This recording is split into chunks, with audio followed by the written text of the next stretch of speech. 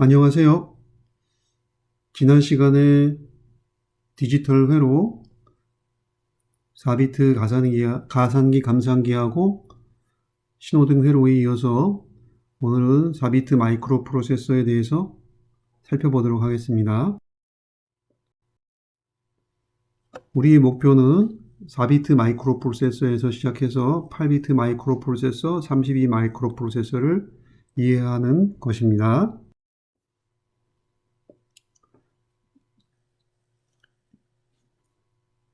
지금까지 가산기를 학습을 했는데요. 여기서 출발해서 4비트 마이크로 프로세서를 학습하도록 하겠습니다. 리뷰입니다.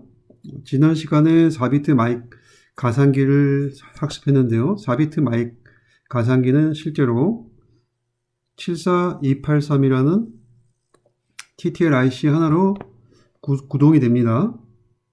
그래서 실제로 4비트 가산기를 우리가 만든다면 여기 IC 한 대하고 4비트 인풋 A하고 B를 입력하기 위한 딥 스위치 2개, 그 다음에 결과를 확인할 수 있는 LED만 있으면 우리가 결과를 확인할 수 있는 것입니다.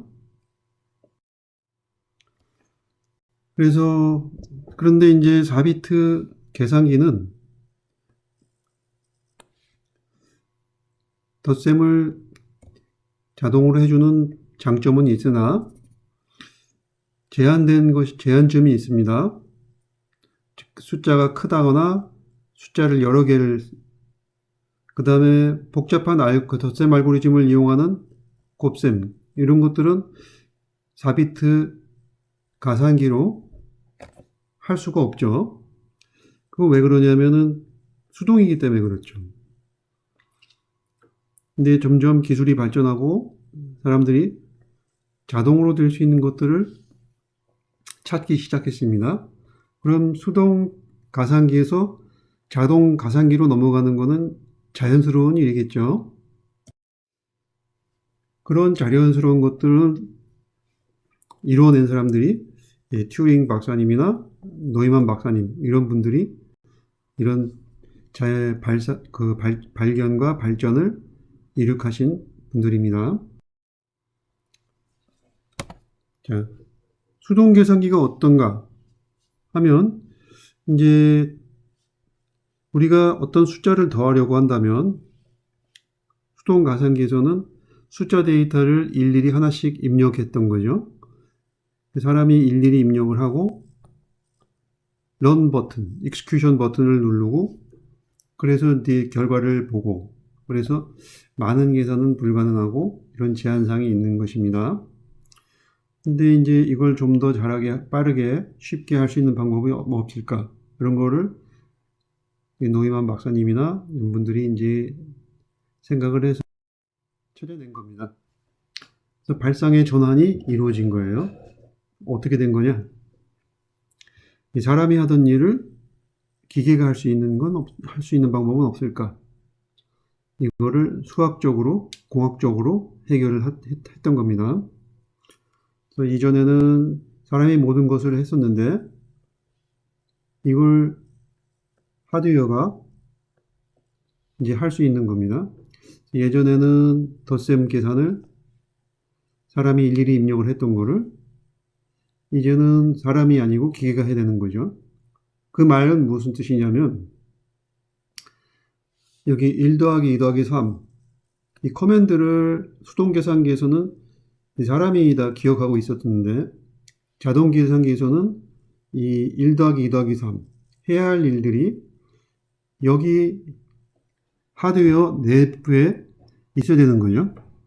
하드웨어 내부에 이런 할 일들이 저장되어 있다는 말은 메모리의 사용이 시작됐다는 것을 의미합니다. 메모리에 할 일들을 지금 이제 태스크, 프로그램, 이런 것들이 여기 들어 있어야 자동 계산이 가능한 거죠. 이건 당연한 거겠죠. 그럼 이렇게 하려면 자동 계산기가 하드웨어에서 어떤 하드웨어적 지원이 필요한가 하는 거죠. 그러면 이제 기본적으로 방금 말씀드린 바와 같이 이전에는 없었던 메모리가 도입되어야 되는 거죠. 그 다음에 이 연산을 해야 되는데 이 연산을 제대로 할 수 있게 지원해 줘야 되는 거고, 일단 연산은 지금 이제 일단 덧셈만 지금은 제한적으로 생각하도록 하고 나중에 다른 연산은 나중에 확장하도록 하겠습니다. 덧셈 하는 데는 283IC면은 4비트 연산하는 데는 문제가 없어요. 그래서 이제 연산 장치 그 자체는 하드웨어 4비트 가감상기는 변화가 없습니다. 차이점은 메모리인데 메모리를 이해해야 되는 거죠. 메모리를 이해하는 가장 쉬운 방법은 우리가 흔히 알고 있는 택배를 이용을 해서 이해할 수 있겠습니다. 택배 서비스라는 것은 목적지에 물품을 전달하는 업무죠. 이런 것들은 보통 어떤 지정된 동호수에, 즉 주소에 어떤 물건을 전달하면 되는 거죠. 그래서 여기서 키가 되는 거는 주소하고 물건이 되겠습니다. 근데 택배는 뭘 생산하거나 조립하거나 그러지 않아요. 그냥 택배는 주거나 받거나 보내거나 택배 물건을 받거나 택배 물건을 보내거나 이게 주거나 받거나 이 두 가지 작업만 할 수 있습니다. 자, 그럼 이런 기능 구현을 하려면 필요한 게 지금 방금 말씀드린 주소가 필요한 것이고 전달할 물건이 필요한 것이죠. 이 택배하고 메모리는 아주 닮아 있습니다. 메모리도 하는 일이 택배처럼 어떤 변환을 시키는 건 없고요. 단순하게 보관하거나 저장하거나 읽어오거나 이런 일들을 하게 됩니다. 그럼 이런 일들을 하려면 필요한 기능이 뭐가 있겠습니까? 아까 택배처럼 주소가 필요한 거고 물건이 필요한 건데 주소는 메모리도 주소가 필요한 거고요. 그 다음에 물건 대신에 여기서는 이진수 정보, 바이너리 데이터들이 되겠죠. 그래서 이제 그 다음에 읽거나 쓰거나 메모리에다가 읽는 동작을 할 수도 있고 쓰는 동작을 할 수도 있고 그 제어 신호가 들어가게 됩니다. 그래서 메모리에서는 기본적으로 꼭 필요한 3대 요소가 주소, 두 번째가 읽어오거나 저장할 데이터, 세 번째가 제어 신호가 되겠습니다.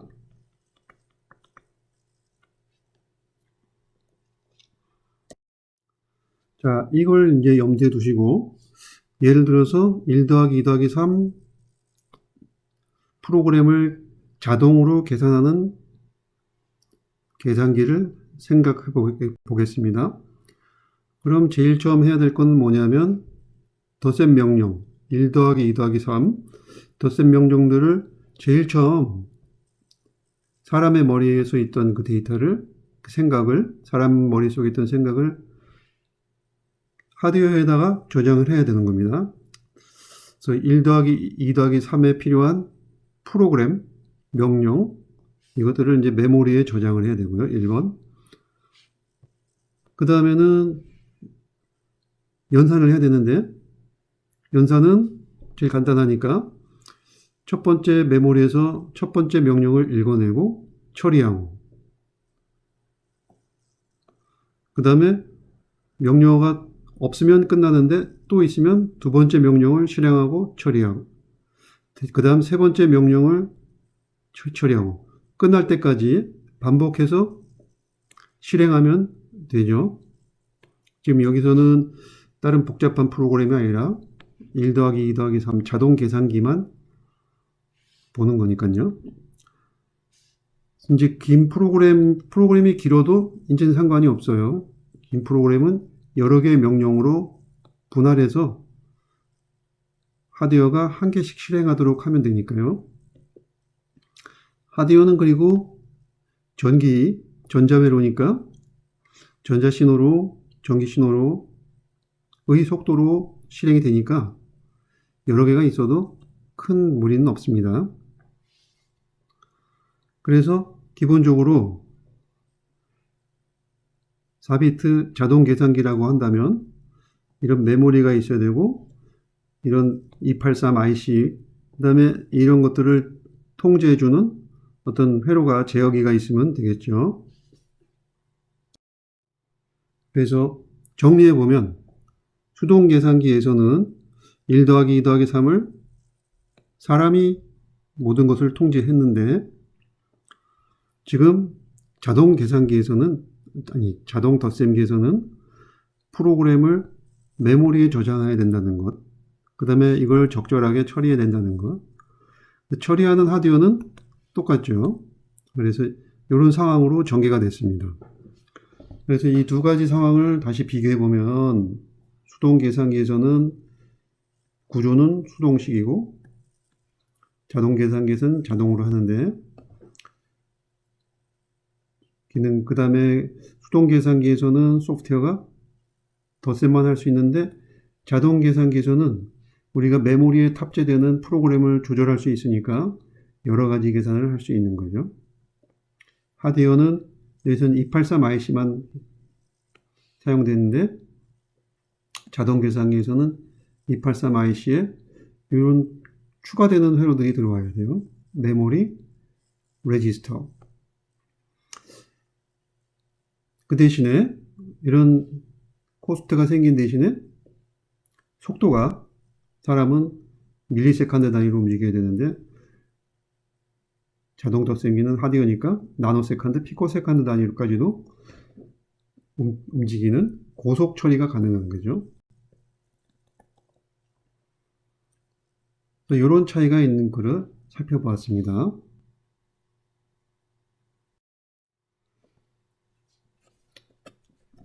다시 정리해보면 수동 덧셈기에서는 283 IC만 있고 나머지 LED하고 딥 스위치 이 정도였는데 자동 가상기에서는 283하고 프로그램 메모리가 들어가는 것을 알 수 있었습니다. 수동에서는 사용자가 모든 것을 관장하는데 자동에서는 해야 할 일들이 메모리에 탑재되어 있어야 되는 걸 알았습니다. 수동에서는 사용자가 모든 것을 통제하는데 자동에서는 단추 하나만 누르면은 그 다음에는 기계가 다 알아서 하죠. 입력은 외부 키로 사용자가 직접 입력시켜야 되는데 자동은 메모리에 탑재된 프로그램이 하나씩 읽혀가면서 처리가 되는 거죠. 수동 계산기에서는 덧셈기고 여기서도 덧셈기입니다. 여기서는 아직은 덧셈인데 이게 이제 다른 연산들을 할 수 있는 그런 여지가 있는 겁니다. 아직 출력은 LED로 내 연산 결과만 보여주고요. 여기도 덧셈 계산기니까 LED로 출력만 보여줍니다. 그래서 여기서는 이제 메모리 회로가 들어가고 부가 회로들이 몇 개 들어가지만 그 대신에 이제 이런 것들이 가능한 겁니다. 연산을 여러 개 해야 될 때 사용자가 직접 하나씩 넣어야 되니까 느리다. 그러나 자동 계산기에서는 빠르게 처리가 되고 그 다음에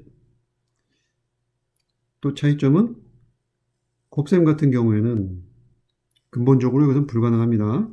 변경이 있어야 돼요. 하드웨어의. 그러나 자동 덧셈기에서는 알고리즘을 이용해서 프로그램을 작성하면 됩니다. 추가 회로가 필요 없죠, 여기. 그래서 요거는 단점이지만 이런 장점이 있다는 거죠. 이 장점이 오늘날의 마이크로 프로세서의 발전을 촉발한 것이죠. 그러면은 자동 덧셈기에서 요구하는 자동 덧셈기에서 필요로 하는 추가 회로는 무엇이었을까요? 메모리가 있다는 거는 말씀드렸는데, 그러면 메모리를 처리할 수 있는 어떤 하드웨어가 필요한 거죠. 근데 메모리는 아까 근본적으로 주소하고 데이터가 필요하다고 말씀드렸지 않습니까? 그러니까 주소하고 데이터가 필요한데 주소하고 데이터를 어디다 보관해 둬야 되는 거죠. 그래서 근본적으로 주소하고 데이터가 필요한데 보관이 필요한 겁니다. 그래서 주소 레지스터, 데이터 레지스터라는 게 덧셈기 회로에 부과되어 있어야 돼요. 그래서 어드레스 레지스터, 데이터 레지스터가 필요하구나. 왜? 메모리가 있으니까. 메모리 때문에 주소 레지스터, 어드레스 레지스터 AR, 데이터 레지스터 DR 이게 필요한 거죠. 그 다음에 283IC가 있는 거는 이제 똑같고요. 그 다음에 또 하나 필요한 게 뭐냐면은 덧셈기에서 여러 개의 덧셈을 자동으로 처리하다 보면 중간 결과라는 게 나오죠. 그 다음에 이제 최종 결과도 나오고 이런 결과들이 나오는데 이런 결과들을 덧셈기는 조합회로니까 놔두면 안 되죠. 어디다 보관을 해야 돼요. 그래서 그 보관을 하기 위한 레지스터가 필요한데 레지스터가 여러 개가 있는 게 아니라 최초에는 하나만 있었어요. 싱글 레지스터 가지고서 이 여러 개의 값들을 보관하고 사용해야 되니까 어떤 일이 있었냐면은 그 레지스터에 계속 쌓이는 거예요. 오버라이트 되는 거죠. 더 씌워지는 거죠. 그래서 사람들이 이걸 보니까 계속 더 씌워진다, 계속 쌓인다, 그래서 어큐뮬레이트 된다, 이렇게 생각을 했어요. 그래서 이 중간 결과, 최종 결과를 저장하는 레지스터를 어큐뮬레이터라고 얘기를 했습니다. 어큐뮬레이터라고 불렀습니다. 왜냐하면 하나 가지고 여러 번 재사용을 했기 때문에 그렇습니다. 그 다음에 이런 여러 가지 세 가지 요소 지금 어드레스 레지스터, 데이터 레지스터, 어큐뮬레이터 레지스터 이렇게 어큐뮬레이터 이렇게 이제 레지스터도 생기고 그다음에 메모리에 아까 주소하고 데이터하고 읽기 쓰기를 제어하는 제어 신호도 들어가야 된다고 말씀드렸잖아요. 읽거나 쓰거나 그 다음에 이 레지스터들도 데이터를 잘 관리를 해야 되겠죠. 그래서 이런 것들을 다 통제하려면 이 제어기가 들어가야 돼요. 컨트롤러. 그래서 기본적으로 수동 덧셈기에서 자동 덧셈기로 발전을 하기 위해서 기본적으로 주소 레지스터, 데이터 레지스터, 어큐뮬 레지스터가 필요한 것을 알 수 있겠죠. 그 다음에 이 레지스터들을 적절하게 잘 사용할 수 있는 제어기. 그래서 이 어드레스 레지스터, 데이터 레지스터, 어큐뮬레이터, 컨트롤러. 이 네 가지 요소가 새로 추가되는 것을 이해할 수가 있습니다. 왜? 메모리가 휴먼에서 수동 계산기의 휴먼에서 자동 계산기의 머신으로 넘어왔기 때문에 이런 요소들이 추가로 있어야 되는 겁니다. 메모리를 통제하기 위해서. 데이터 레지스터를 처음에는 이 특별한 이름을 썼는데요. 주소 레지스터는 프로그램 카운터라고 불렀습니다. 왜냐하면 이 주소 레지스터가 가리키는 것들은 다 프로그램이에요. 프로그램의 명령어. 프로그램이 이것들을 다 뭉치면 이게 프로그램이니까 프로그램을 하나씩 지시한다 해서 프로그램 카운터라고 이름을 붙였습니다. 어드레스 레지스터의 별칭이라고 보시면 됩니다. 그 다음에 이 명령 메모리에서 가져오는 거는 다 명령이잖아요. 명령이기 때문에 명령, instruction register라고 이름을 붙였습니다. 그래서 데이터 레지스터는 실제로 명령어 레지스터인 겁니다. 그 다음에 여기 데이터 레지스터는 중간 결과를 저장하는 레지스터는 accumulator register라고 불렀고요. 여기 제어기는 컨트롤러라고 불렀습니다. 그래서 기본적으로 최초의 마이크로 프로세서에는 어드레스 저장하고 있는 프로그램의 어드레스 저장하고 있는 프로그램 카운터, 그 다음에 프로그램의 이 명령어를 읽어와서 저장해두는 인석션 레지스터, 중간 결과를 저장하는 데 사용한 어큐뮬레이터, 그 다음에 이들을 제어하는 제어기, 이 4개의 요소가 새로 등장을 하게 된 겁니다. 정리를 해보면 자동 덧셈기는 마이크로 프로세서의 구조의 원형인데 여기에는 뭐가 들어있냐 하면 프로그램 카운터와 PC, 명령어 인스트럭션 레지스터와 IR, 어큐뮬레이터 레지스터 AC 하고 지금은 덧셈만 하니까 283 IC, 283, 그 다음에 이들을 통제하는 컨트롤러가 있었습니다. 근데 지금 프로그램 카운터나 IR이나 AC나 283에는 데이터가 왔다 갔다 하기 때문에 이거를 데이터 유닛이라고 불렀습니다. 그 다음에 컨트롤러는 제어 유닛이라고 불렀습니다. 그래서 마이크로 프로세서는 데이터부하고 제어부 2개로 구성이 됩니다. 다시 또 제어부는, 데이터부는 연산을 할 수 있는 283 로직, 그 다음에 PC, IR, AC, 이 4개의 요소들이 데이터부를 구성하게 하고 있습니다.